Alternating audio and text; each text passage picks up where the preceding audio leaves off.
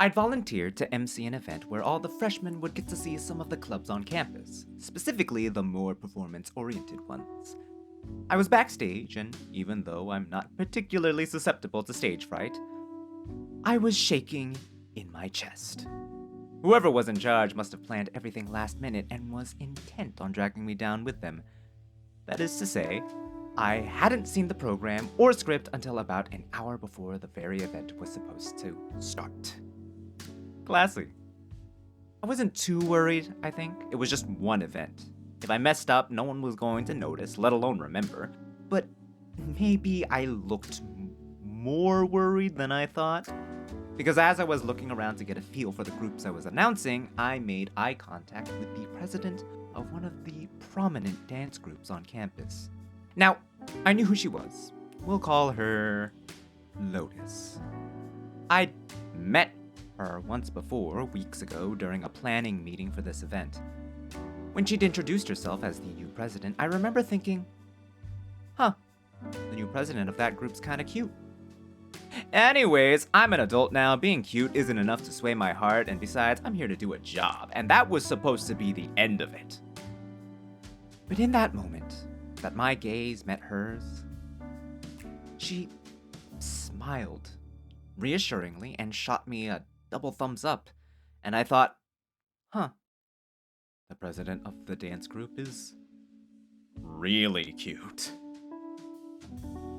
So the event goes off without a hitch, for me at least, and I would spend the next few hours, days, leading up to the start of school thinking I would like very much to be friends with her. Just friends. Honestly, I didn't have the slightest interest in anything else. All we had to do was just be friends, alright? Luckily for me, I was the representative for 2 other clubs, and our clubs were part of the same coalition, which meant that every other week I would attend the coalition meetings where I could advertise my club's events, meet and collaborate with the other club reps, and maybe, I don't know, make some new friends, like, oh, Lotus, what a wild coincidence running into her at a meeting we were both obligated to attend. That sort of thing went through my head, essentially. Now, the first meeting of the school year came around, and it started off with us doing some self-introductions. Fun fact, one of the reps, we'll call her Elise, was there, and I had already told her that I was interested in one of the new presidents. So, after Lotus finished her self-intro, I got a text from Elise saying I was blushing.